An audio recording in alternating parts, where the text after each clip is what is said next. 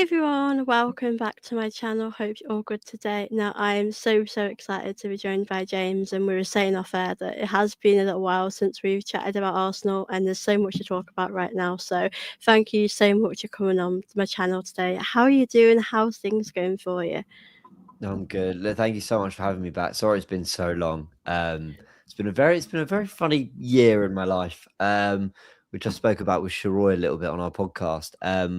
But just sometimes there's just like always a lot going on, and I think from January to the summer of 2025, Arsenal content just wasn't really a priority for a little bit. I don't think it helped that we weren't winning a lot of football matches. But this sort of second half of 2025 and now into 2026, I don't know how you're feeling, Soph, but it's just like such a pleasure covering Arsenal. They've been brilliant. The football's been good. There's been transfers, there's been stories, there's been big wins, there's been even defeats, which you don't want, but it's all part of the story, isn't it? So I've been really enjoying it. And yeah, all is well. So sorry for that very long tangent answer, but how are you? How's everything been with you?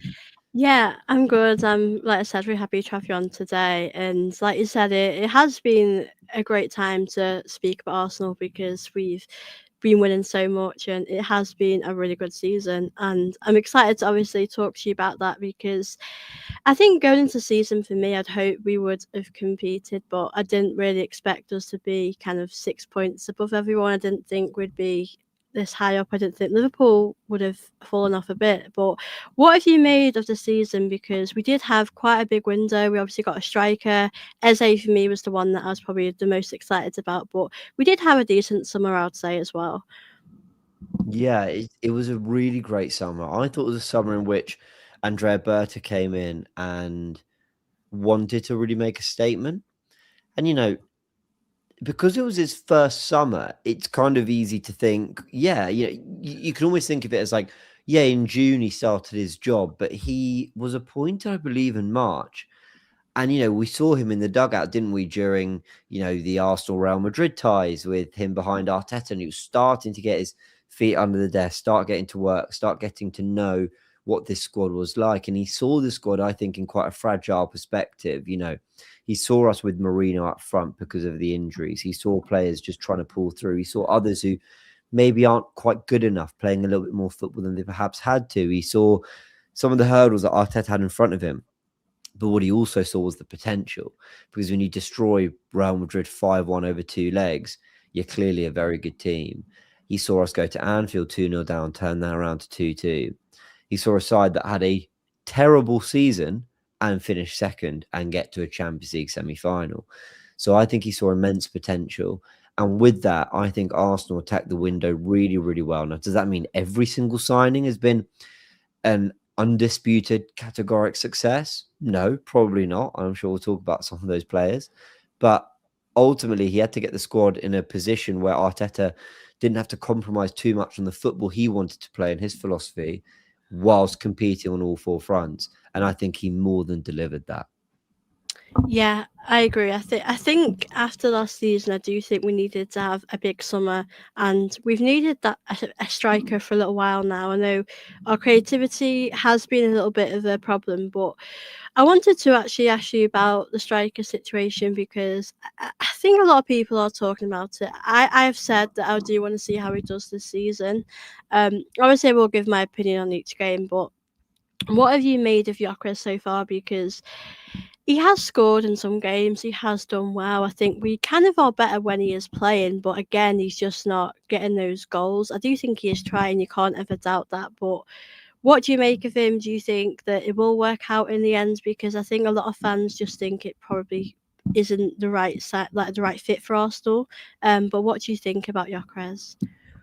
I think when I answer this question, I don't ever really answer it. I think I just give a load of caveats.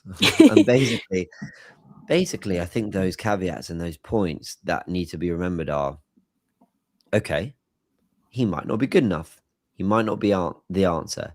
He might have been a waste of money. That's all. That is all very possible. I'm not going to go to war with fans who have decided that he's not the guy. However, Kai Havertz, what's this? January 13th. Kai Havertz at this point of the season in 23-24 hadn't started the run of form that changed all our minds on him. He hadn't started that. That came at the end of January when we beat Palace 5-0, and then things started to tick. And if I'm not mistaken, I don't think Kai even started that game up front. I think it was Jesus. So to write off Gyökeres now, if you're a massive Kai Havertz fan, it would be extremely hypocritical. Now, actually, what I would say about that is they're also very different players. So maybe you just see something in one player that you don't see in another one, and that's fine. But the idea that, like, I think we should all have learned as Arsenal fans by now that maybe with Jesus, we saw too good form, and then the injury happened and whatever. And with Havertz, it started really poorly, and it could turn around for Gyökeres like it did for Kai.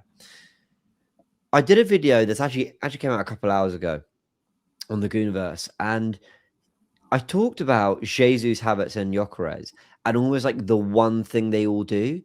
Jesus, for me, will carry and dribble, and through pure flair will make things happen. Havertz is the most intelligent of all of them. His back to goal, his neat first touch, his ability to link play is the best comfortably.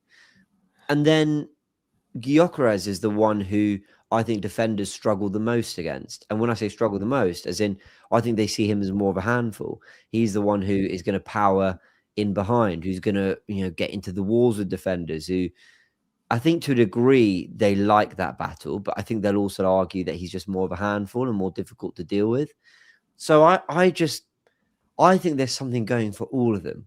I don't Yeah. think any of them are bad players. I don't think any of them are the answer for the next 3 years or great players. I think there is fundamental flaws with every single one, but they've clearly got something to bring. So I think it's pick your poison. Arteta, Arsenal, pick one. It's up to those three. You three, whoever rises to the top over January, claim that place and make it yours for the run-in. But I don't think we can sit here and kind of bash one player without someone rightly going, okay, but what about this flaw with that player? They all have issues. So I'm going to throw it back to you, Soph. Who do you prefer? Who's your favorite? Like, if you had to rank them right now, how do you see numbers 1, 2, and 3 out of those three strikers? I think I want I want Gyökeres to be that guy for us. I want him to be scoring more. But I think if we're going off right now, I mean, it's difficult, isn't it? I mean, Havertz has just come back. I don't particularly want to rush him back, but I do think it would be nice to maybe see him start in the first half and maybe take him off or see how he does. You know what? I do quite like Jesus. I mean, when he was injured, I was open to maybe us moving him on, and I think right now I do think we need him. I mean, he came on in one game. It might have been the Villa game when we were doing really well, and he came on and he scored straight away. And it's like, why can't you think to yourself, why can't Gyökeres just do that? And you forget they are different players as well. I think Havertz at the moment. I think with the games we've got coming up, which we'll speak about, I probably think Havertz and Jesus are probably the top ones for me. But I do want Gyökeres to do so well. It's so difficult, isn't it? Like you said, I mean, I do think we need to give him time. We gave Havertz time, and Havertz has become a good player for us. Maybe not someone who might start or win us leagues on his own, but he is a really important player like Jesus is. But I do hope it works out because we did spend a lot of money on him, but also we don't know. We just don't know. It might not be a good fit, but we'll have to see as Yeah. well. I do hope it works out because I've done so many videos saying how much, I wanted him to come to Arsenal, and it'd be a real shame if it didn't work out. Well, I agree, Soph. And actually, I think it's fair to say that all three have to overcome something mentally here, right? Because it's so easy for me to say, "Oh, just go play your best football." Yeah, well, I'm sure, sure it's harder than that. Like I'm sure Isak wished he'd clicked quicker at Liverpool. I'm sure Voltemada wishes he'd been more consistent. I'm sure Watkins wished he'd started the season for Villa as he's in the kind of form he's in right now. So strikers want to score goals. It's just not always easy. That's another player, Watkins, we looked at. Isak, we were all desperate for, and I know he's very sadly broken his leg now for Liverpool, but before that he wasn't having any impact whatsoever. So I think what I'd say is those hurdles they have to overcome. Jesus, a year out, basically. In fact, both Jesus and Havertz, because Jesus, it was one injury and it was an ACL, it's kind of more clearly labeled as 1 year out. Havertz played January and then 20 minutes against Man United, and that's it. He barely even got pre-season. He was even like in and out with injury in pre-season, which is extraordinary. Like, I don't feel like with Jesus, I really felt like we didn't have him for a year.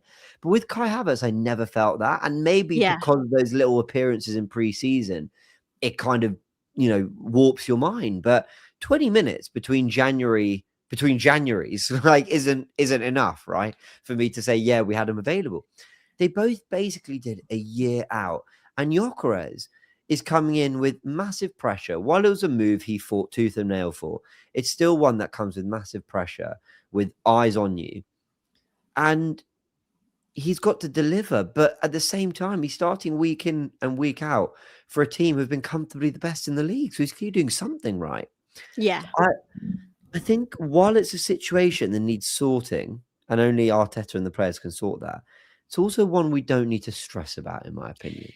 Yeah, I don't think it's the end of the world. I mean, I think if we were struggling a lot, I mean, we're doing, like you said, we're winning a lot of games. A lot of other players like Declan Rice and Saka, Trossard, they're all helping out, they're all scoring. I think if we were losing, that I would be more concerned. So I think that eases the pressure off a little bit. But I do think as well with Gyökeres, I don't think it's just about him not being able to take his chances. I think there's times where we could pass to him and we choose to pass to Saka, but I do think he could be in 100%. better positions at times. So I do agree. I do think it's something that needs time, and I think it's a bit harsh to judge him so quickly. But again, we will have our opinions after every game. But I do really hope works out. I think Gyökeres is a good striker. It's harder for him to adapt to low blocks that we have been subjected to. Yeah, I completely agree with you on that. I wanted to ask you a bit about the league as well, because I mean it has been an amazing season. It was actually quite funny how we all reacted when we've lost games this season, because we don't ever see it at all. Um, for me as a fan, I can't sit here and say we're going to win the league, because we have seen so many times where we've gotten so close and we've fallen short. Do you think there's been a difference this season in how we've played, in the sense that we're maybe winning games this season that we wouldn't win last season? Yeah. Yeah. What a great question. I definitely think of our bad results. I definitely think they've been ones that I've thought, okay, that can happen. I'm not sure I will blame a league defeat on this result. And there's been so few we can count them. So losing 1-0 at Anfield, wonder free kick. What can we do? And it's Anfield and it's Liverpool, and they were in their pomp at that moment. Drew at Sunderland 2-2. Well, so did City. So cool. Drew at the Bridge. Yeah, like they were very good in that moment under Enzo Maresca, despite having 10 men. Drew at home to Liverpool. They are the champions. It wasn't the end of the world. It was a chance to go 8 clear, but fine. Lost at Villa Park. Again, they're brilliant this year. Like, really good. City also lost there. And Emery and Villa are having a terrific campaign. Like, I don't see a West Ham home defeat there. I don't see a Mm. Fulham when they weren't in great form defeat there. I don't see that kind of defeat that I look at, like I have done in 23-24, like the Villa home defeat, or others where I've stopped and gone, oh, that's a real killer. I don't see that result there. So I think that is definitely a good point. We're basically winning games that maybe in previous seasons we wouldn't have. I think it's more that we just look more convincing, even if all the results haven't been. I think we look more convincing. Maybe that's a squad thing as well. But also City look less. Like, if the difference between Arsenal and Man City was this, right? So City were here, we were here. I think we've got that bit better, but I think they've got that bit worse. That's where I think the reason I feel so much more confident. If my confidence improvement is this much, it's them coming down as much as it's me going up. and Arsenal going up, should I say? Because when I look back at it, I just think it's incredible that we were ever even in title conversations with Kevin De Bruyne, Ilkay Gundogan, Ballon d'Or winning Rodri, Raheem Sterling, Riyad Mahrez, Stones, Diaz, Walker, Gvardiol, Ake, Edison, Pep Guardiola and his pomp winning a treble, winning his fourth Premier League in a row. I think the Centurions is his best ever team, but they never did four in a row and they never did the treble. So you could very much argue that was peak Pep Guardiola and peak Man City. And we went to the final day against them. And we, having not gone to the Champions League the year before that, actually had a title race against them. Like, I think the fact that we were even in those conversations is real testament to the unbelievable work Arteta did. Now we've got better despite a bit of a poor 24-25, and they've fallen away from that. So my confidence is they are worse than they were then, while we are better. But is that enough? I don't know. There's still so many games left to play, but that's kind of where I land on it. Do you think City have shown weaknesses that encourage you, though? Yeah, I don't. I think Man City are still a great team, like you said. I think if we played Man City, I don't know if we'd win, but I think they are a great side. But again, they've dropped a lot of points to where they shouldn't really be dropping, and that's that's great for us, of course. But I think it's difficult because last season Liverpool were great, and a lot of other teams weren't really at it, and that helped Liverpool. I think this season may be a little bit like that, but I think Man City will go back winning again. But yeah, I don't think they've been at the best this season, have they really? They have, dropped. They always start slow and then build up and then go great towards the end of the season, Yeah. which is a bit of a worry for us because I don't think we'll sort of slow down towards the end of the season. I definitely think we'll drop points at some point because it's going to happen. We are playing a lot of football. We've got Chelsea. We've in the EFL Cup. We've got FA Cup games. So I do think that with the injuries, we will drop points. But I just hope it is enough for us. It's so difficult, isn't it? Because we're actually getting results this time when we're not playing great. And I know people talk about us playing boring, but I don't really care. If we win, then we win. So Do you think um, we're boring? no, I think sometimes we do play not the best. I think we've got a great defense. I think our attacking players just sometimes can't take their chances. Like there's games like Brighton, for example, where we should have won that in the first half, and then David Raya has to come out and save us in the game, and it's like we're making it harder than it needs to be. 100%. So I think the United game, I think it was at the start of the season. I wouldn't say we played great football, but we got a great. Our defense helped us, but the only thing that I don't really like about this season is a bit like you said, we've played Liverpool. We were unlucky with that free kick, but I think a lot of people have been saying this. Maybe a bit about Arteta that we do play it safe and we don't really. I think we don't go out there to win. We kind of go out there to maybe not lose the game, and I think that is a fair point. And I'd rather us get a point than not get a point, but I do wish we would go for it a little bit more in some games. I think the idea that we don't kill teams off when we're in our pomp in the game, when we're in our moment, is so true. And I think what's frustrating about that is I can understand why the team, for example, against Brighton, then feel like, all right, we need to just contain this a little bit. But I think, man, you could be 3-0 up here. Instead, it's 2-1. Yeah. And there's still an element of us, like Martinelli blazes it over the bar against Brighton. That would have been a huge goal. But I agree with you. I think maybe like that Brighton game, I've been so praising of that performance from in terms of how well Erdegaard played, how many chances we created, the football we played in general. But I feel like the general narrative around it was like, oh, we made hard work of it. I'm like, did we, or did the last 10 minutes basically make us nervy? Same with Everton away. But then I understand both. Like, I'm also annoyed that we didn't take those chances and just make it a more comfortable win because it should have been. But does that mean like we didn't play well? Like, does that mean everything from 0 to 70 minutes wasn't great football? Like, not for me. It's just quite hard to praise it. So yeah, I get what you mean. Yeah, it's difficult. I mean, those games are quite tough. Like you said, Brighton in those sort of maybe last 20 minutes were really good, and they did keep us on our toes. And I think defensively we're fortunate enough to have these options when we have injuries, and I think we've got a lot of depth now, which I think is what we've needed. I mean, we've always had a bit of depth, but you've got to have the right sort of depth to get you over the line in the season. But yeah, I definitely think that we're in a good place. I mean, I hope we can win the league. If we didn't win the league or the Champions League, would you still accept the season if we won like a cup competition and maybe came second in the league? Um, okay, this is tricky because I am someone who values every single trophy.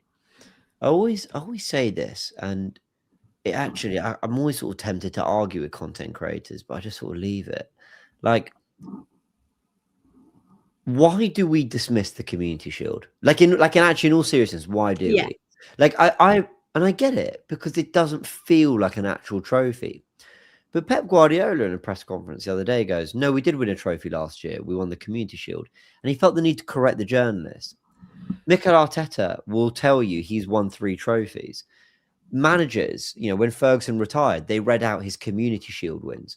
Now, why am I harping on about the Community Shield? Look, when we won the Community Shield in 2023, I didn't book an open top bus tour and sing about it for hours, but I was happy we won. I was like, yay, we won.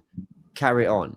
So I think we can all talk about how much it matters to us, but I don't know why we tell the players and the staff and the FA and the people who run these competitions. I don't know why we tell them what they should categorize it as. Like, they should tell us. Like, if they say it's a trophy, it's a trophy. Anyway, I use that as a really extreme example to say, why do we laugh off the Carabao Cup?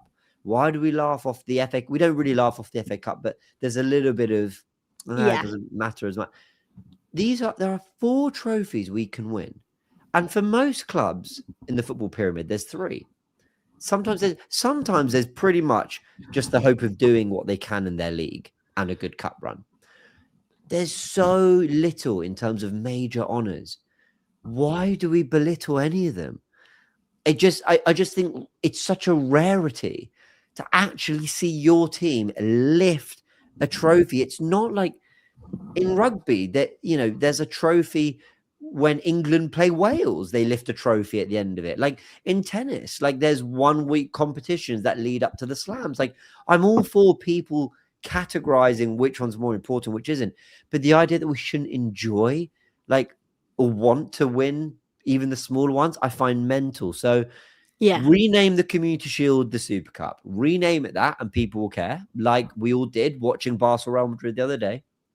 And and we need to start treating the Carabao Cup, and maybe we need to give the Carabao Cup or the FA Cup a Champions League place or something to add more weight to it. We need to do something. Now, sorry for that massive tangent. No, I do But agree with what you're saying. So you agree, yeah? I'll answer your question in a sec, but you agree. yeah, I mean, I've never seen Arsenal win a league title, so I think for me, I've grown up on FA Cups, so FA Cups for me do feel big. I mean, I've never seen us won the EFL Cup, but it's a trophy and we desperately need one right now. So I feel like we should sort of take any trophy. And I do think that a lot of Arsenal fans, when I've been doing my shows, don't really care about the EFL Cup. They don't see it as a big trophy, but at the end of the day, when Arteta leaves, you're going to look back on his time and think about all of these things that he's won. So I do agree with you. I do think they all matter. Yeah, and if you don't mind me, so there's a comment from Jack Reacher in the Yeah, comments. Big up to Jack. I think I've seen him supporting content we did back when I was on AFTV and maybe a bit of the Goonerverse. So yeah, definitely recognize the name. Anyway, interesting point. Infinite subs, no extra time, cool. But the thing I'd say about that is, okay, you have to earn your place there. So you have to be one of the best 2 teams in the country, or you have to win one of the FA Cup or the Premier League. So you have to earn your way there. It's not a friendlies are pre-arranged, chosen at the time of your convenience. Secondly, the infinite subs rule and the no extra time is purely because it's so soon after the summer break. Like there's no time for people to get fit enough. It would basically be cruel on the players in the same way we complain about too many games. It'd be cruel on the players for there to be too stringent rules about squad use during that. Third thing I'd say is the Carabao Cups don't have replays or don't have extra time, and go straight to penalties at the earlier round. So does that diminish from that competition? Like, I think there's a lot of ways we can look at these. The Europa League now doesn't have the second lot of Champions League sides drop into it. So does that make that competition less important? Now, I would argue it makes it easier to win. So Tottenham probably won an easier Europa League than we would have competed in. I don't think that's a controversial thing to say at all. But does that make it less important? Does that make it not matter as much? Absolutely not. Tottenham fans will have had the dream couple days when they won it and then the parade after. So, everyone can enjoy football how they want. I prefer to enjoy it in a way where everything's quite high stakes. Now, your question that I've taken, I think, 10 minutes to answer was basically, would I be happy with just a cup and like second in the league? Is it fair for me to say that I can feel two things simultaneously? If we win the FA Cup but finish second in the league, that day we win the FA Cup, I will have an absolute blast. I will love it. I will be so happy. It'll be a moment I'll remember. It will absolutely be a real core memory of mine and a great moment for this Arsenal team. Simultaneously, one FA Cup in 4 years of finishing second and competing for the league is really not enough for the recognition this team deserves. So two things can be true. I guess your follow-up question will be, should Arteta stay? Is that where you're going with it?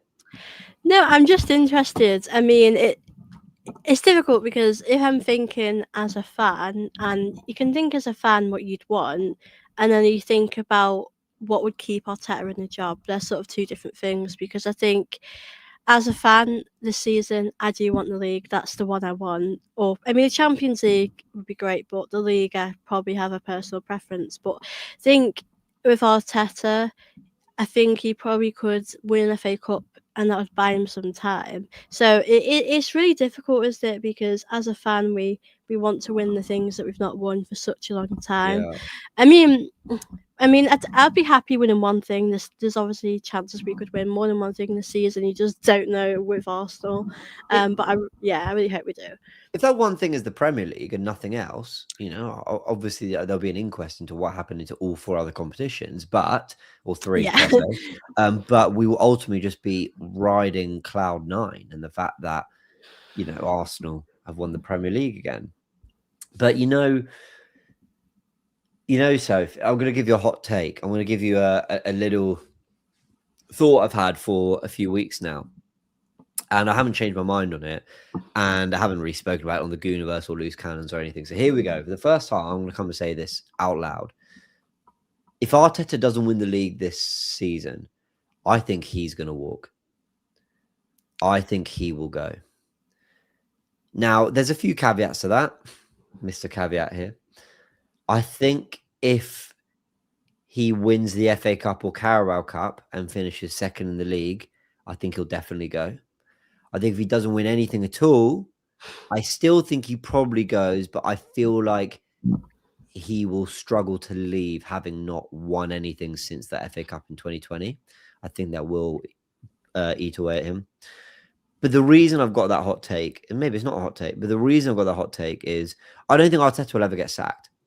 No. You're not going to get sacked finishing second. You're just not. Like, Arsenal are going to just keep plugging away until they feel like he's falling out the top 4 or something like that. Luis Enrique is going to leave PSG, I imagine, soon, maybe by the end of this season. That makes him available. And I think that's almost the perfect fit for this Arsenal side to maybe take the next step. I think we've got the exact profile of players that fit what he wants to do. And I think he'd be brilliant for us. Arteta has PSG ties, so I could so easily see a swap between them. Yeah. I could see them just going, yeah, cool. Now, City might want Luis Enrique if Pep leaves, but I think they're this 1-1-5 thing is just still happening in the Yeah. background. And I don't know if a new manager is necessarily committing until that's sorted. Plus, it does feel like there's Enzo Maresca there. And if PSG isn't an option for Arteta, because say Enrique stays or whatever, I think he might want to take a year out before the Barcelona job becomes available, because I don't think Hansi Flick will be there forever. And I think very soon with Flick, Enrique, I think there's going to be some big managerial moves. Nagelsmann, I think, will leave after the World Cup for Germany. Tuchel, I think, is going to do this tournament. That's it. So Tuchel, Nagelsmann, Enrique, Flick. Who's the guy Inzaghi who's at Inter Milan? He's now in Saudi, I think, managing. Like, these are big managers, proven managers. Who I think Slot will leave Liverpool. I don't think he's going to do beyond this season. So I think there's some big managerial moves coming, and I include Arteta in that in the coming years. That's my hot take. I really hope he wins and stays and carries on. I want him to build a legacy here and a dynasty. But that's my hot take for you. So, what do you think of that? You know what? I don't feel surprised by that, to be honest. I mean, I think Arteta's contract is up in 2027, and I think he spoke a bit about wanting to earn his, right to extend his deal, and I think it'd be really sad if if he won the FA Cup and he left. I'd I'd feel sad, but I think to myself, if he doesn't win the league this year, is he ever going to do it? Because he has had many times. I know this is probably our best position because we've got a lot of depth now. We've got a striker. We've got a lot of options, and we've spent so much money. I mean, I know over the years I've questioned the ownership, but Arteta's had so much money, so we can't really argue that. And I do agree with you. I don't think that he would ever get sacked. It's really difficult, this conversation, because if you look at what we've won, you'd think we've done really bad, but we've actually done good by, how we've played, competing. That's what we've wanted under Arteta, to compete. I know we've not done that. We've gotten close so many times, and it's difficult because I think people that maybe don't like Arteta don't realise Arteta has done a good job.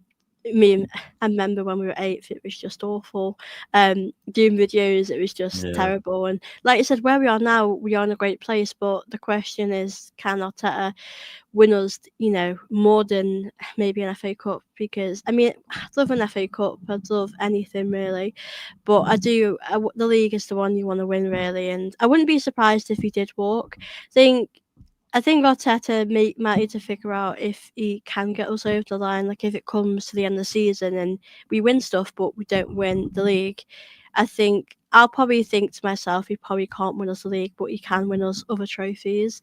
Um, I do like Luis Enrique. I think he would be a really good manager. I'd be really happy with him. I think he would definitely win us stuff, but it would be a shame, wouldn't it, if we got to the end of the season and we again don't win something with the money and the squad that we have right now. It would be such an unfair reflection on the level that Arteta's got us to. It's like I think we're a great team without the title. As in, and Yeah. by I don't mean the Premier League title. I mean the title of being a great team. This came up on Loose Cannons the other day. I said, "Do you not think we're a great team?" And Turkish and Jordan were like, "No." And I think they mean great as in greatness, and that's true. We're not a team that we can be talked about when it comes to greatness. But I think we are a great team. Like Saliba and Gabriel, I think are the best centre back partnership in world football. I think they have been for a few years now, and I think they will continue to be for a while. And I think only great teams can actually put up partnerships like that over a stint of years. I think what we did to Bayern Munich, that 3-1 win, this is one of the form teams, if not best team in Europe. We destroyed them in that second half. Years of not being beaten by big six teams. The level of competitiveness against Real Madrid, even against PSG, I don't really think we were outplayed really over two semi-final legs. Like I think we're top, but the fine margins really matter. So I really, really, really hope that they have something to show for it. And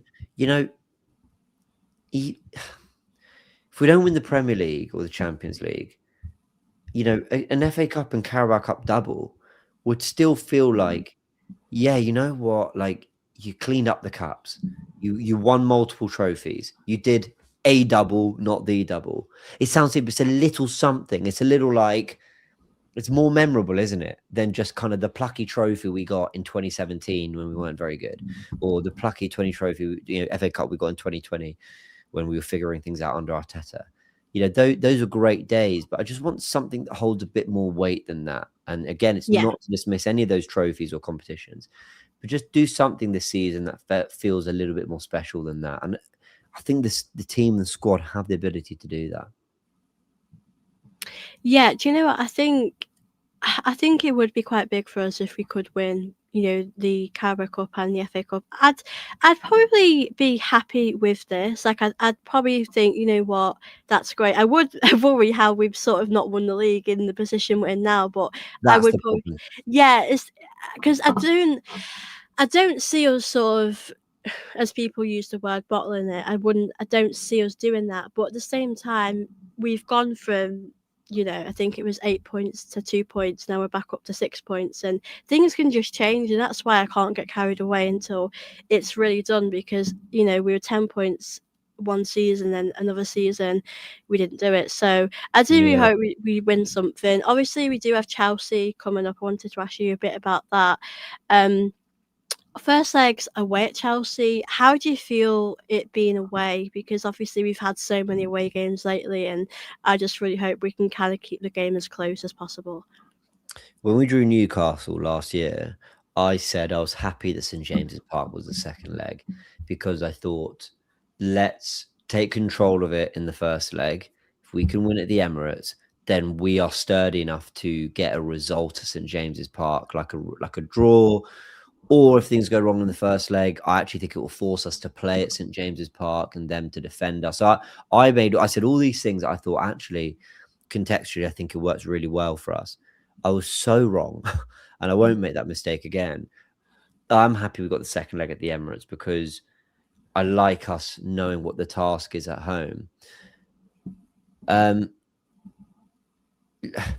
the thing is, though, it's just timed itself so nicely with it being Liam Rosenior's first game at Stamford Bridge. I don't.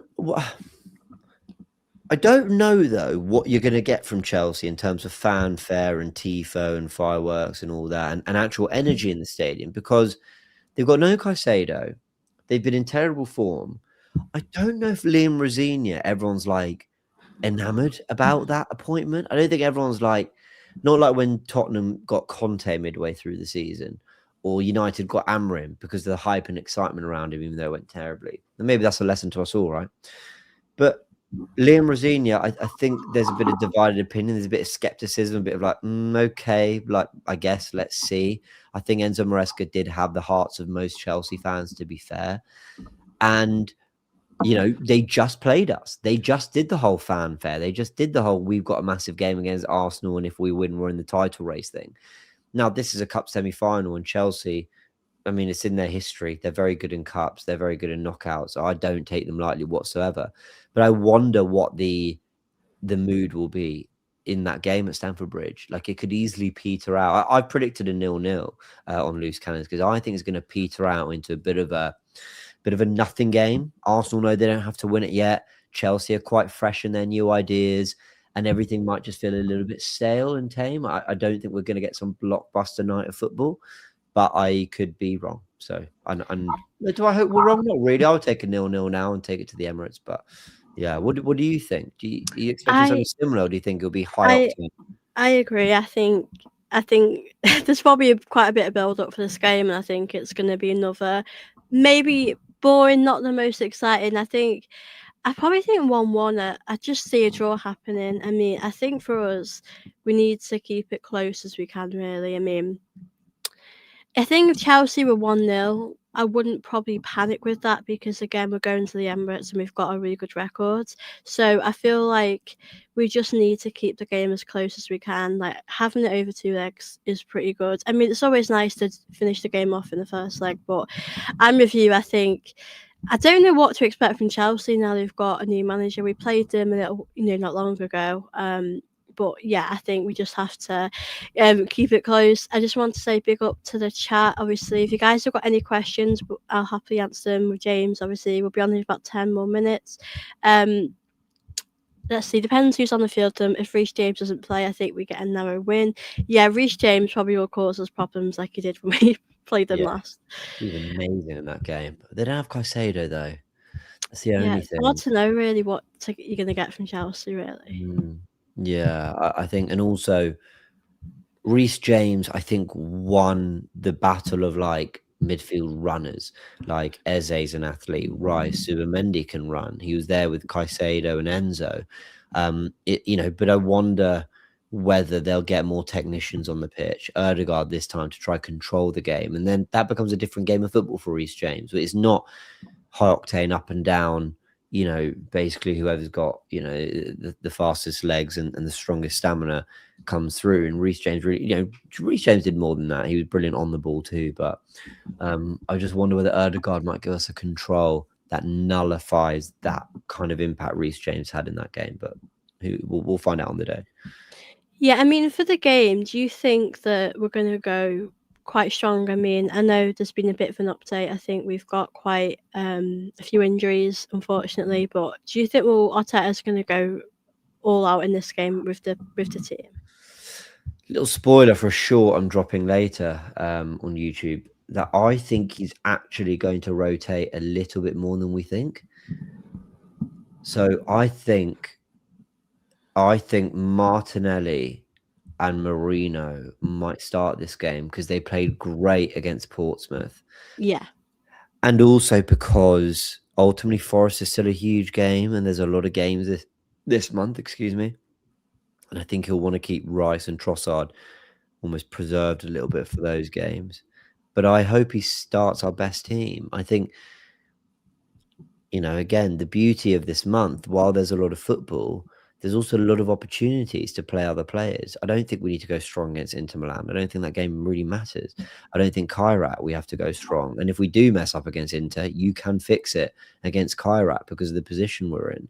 I think if you go really strong for Chelsea and then Forest on the weekend, you ask the first team players to just give us 2 back-to-back games. They're not traveling far and wide. They're going to West London and Forest, which is 2 hours up the road. If they can give us that, and then in Milan, we rest and rotate. Man United, you bring the first team back. Kairat the week after, you rest and rotate. And then Leeds, you go strong again. I think they're really nicely positioned. So I hope we go super strong, and I hope we go super strong for Forest, and then we worry about rotating, having just been able to rotate a bit against Portsmouth. But I think Arteta will make 1 or 2 changes that surprise us. I think it could be White at centre-back. I read today that Saliba's a doubt, so I think White could easily play centre-back, or Timber with White at right-back. I think we could easily see Lewis Skelly left-back because Calafiori and Capia aren't fit, so that's probably going to be that. And Martinelli and Marino. So my question is to you, though. What do you think? Yeah, I wouldn't be surprised if we saw a few changes. I mean, I wouldn't be like, mad if we saw a few changes, to be honest, because again, we've got players here who can step up. And yeah, I think I could see Ben White getting minutes in this game because he's come back and he's a decent player, and I think he can do a good job as well. I think we probably will see Martinelli. I do wonder though, in midfield, are we going to maybe see an Eze? Is Eze going to be on the bench? It's difficult, really, but we're going to see a lot of rotation over these next few weeks. Yeah. But yeah, the midfield, I don't really know what Arteta's going to do, because I do really want Eze to play in these sort of games. But then you look on the other hand, Odegaard, he needs to play as well. So I think it's a sticky situation with the Odegaard and Eze because we've paid money for Eze. Don't really want him to be on the bench, but again, Odegaard's our captain, and he's come back in a bit better form now, hasn't he? Really. Yeah, I've liked Odegaard since he came back. Don't get me wrong, against Liverpool, I thought he was really poor. But I Yeah. actually think in every other game, he's really shown what he can be about. So it's definitely good to have him back. Yeah, it is great. Like you said, it's great as well that we've got these options to and bring in if we've got injuries. When Odegaard was out, you've got Eze. We've got these options this time around that we might not have had last season, which I think is really really good. And I Yeah. wanted just to ask you, has there been any sort of players that have surprised you this season at all? I mean, for me, I love watching Zubimendi. He doesn't always get that credit. I think he stepped in, rise, and I've really enjoyed watching him so far. Yeah, I couldn't agree with you more. That's exactly the player that popped up for me. And look, others like Calafiori has been amazing to watch this year, and I wasn't expecting such a leap in performance from him. Trossard, wasn't expecting him to be like the starting left winger undisputedly. Don't know what the word is anyway. But I'm glad you mentioned Zubimendi and you used the word surprise. I'm not surprised that he's left this impression on us. I actually thought and predicted he would go down as like player of the season in the sixth position, because I thought with Rodri out, Liverpool not having a recognised six, I thought, yeah, he might claim that spot. But Elliot Anderson's been unbelievable and a few others as well. But I think the reason he surprised me is because I think a lot of us thought this was going to be Rice and Jorginho reinvented. Basically, Jorginho's going to sit and Rice can play quite close to him to protect him. Zubimendi is an absolute road runner. This guy gets all over the pitch. He's quicker than I imagined. He's stronger than I imagined. He's great in the air. He's reading the game superb. He's relentless, just constantly just going at people's heels, constantly getting in front. Super aggressive in a good way, controlled aggression, never playing on the line, always feels very safely on the right side of the game. I never think, oh no, like he's getting overrun here and he's looking reckless. I think he's a brilliant, brilliant player. And everything he's done on the ball, I sort of expected. If anything, he's maybe even been a bit more reserved on the ball than I expected. Off the ball, he's been absolutely immaculate. And it's really good to see, because it's so difficult to find a six that can do all of that. He is one of the best defensive midfielders in world football. And I would currently put him in maybe top spot, because Rodri is not fully fit yet. Obviously, it's Rodri when he is. But I mean, who else? Like Chouameni, De Jong. I'm struggling. I don't think Nico is better than Zubimendi. I'm sorry, I don't. Gravenberch is more of a double pivot. Can you think of many better than Zubimendi? I don't think I can. I think he's so good at the moment. It's hard to Yeah. hard to find someone else, really, isn't it? Yeah, he's been great. I've really enjoyed watching him with Declan Rice, because I think that was a big sort of role to fill going into the summer. We had to bring someone like him in, and he's done amazing. I mean, he scored some good goals as well this season. But I think him and Declan Rice are honestly such a great partnership in that midfield. We've had so many. Obviously, Norgard is someone who I quite like as well, but he's probably not really always going to start. I think it's always going to be Zubimendi and Rice who do play together. But I think he's doing really good, and I think people are starting to realise now that he's really stepping up and helping us out throughout the season, which is so amazing. Um, Before we wrap the show up, because I know you've got to go soon, I thought you could tell people a bit about your channel and if you've got anything coming up on your channel at all. That's so sweet of you. Thanks, Soph. Yeah, I'm on the Goonerverse, which is very kindly tagged in the title. Actually, Goonerverse News is quite funny, because the Goonerverse is like my main channel, but I do way more content on Goonerverse News. I know That's it's like funny, that isn't it? yeah, it's because it's instant reaction stuff. So yeah, Goonerverse News is where I'm doing much more reaction to news, talking about our rivals, talking about football news in general and Arsenal news mainly. But the Goonerverse is where it's more deep dive research and analytical piece of content. Obviously, I got the Loose Cannons podcast with Jordan in Turkish. We'll definitely get you on that soon, Soph, by the way. But yeah, we've been sort of getting lots of guests, and that's been great fun. And yeah, it's just talking about Arsenal in lots of places. And I love yeah, very, that. very lucky to do it here as well. So thank you so much for having me, and keep doing the amazing work, Soph, because yeah, I love your channel and I love chatting Arsenal with you. So keep that up. But yeah, that's where I am, the Goonerverse. So thank you for having me. Yeah, I've really enjoyed it. Oh, you're very welcome anytime, and always goes quick when I'm chatting about Arsenal with you. It's always good Flies by. fun. I can't believe we've done I 50 know, but minutes. you know what? I It can goes so. waffle. Wow, I I know can I talk a can. lot. Yeah, I could probably talk to you for hours about Arsenal, but um, yeah. No, listen, Jordan's all right. Yeah. He's good. He's funny. I do watch that podcast. It's always a good laugh. Thank But you. yeah, obviously big up to chat as well to those that have obviously put your questions in. I've tried to answer as many as I can. And yeah, do check out James's channel and make sure you like this video and do subscribe if you haven't already. And I will see you in my next video.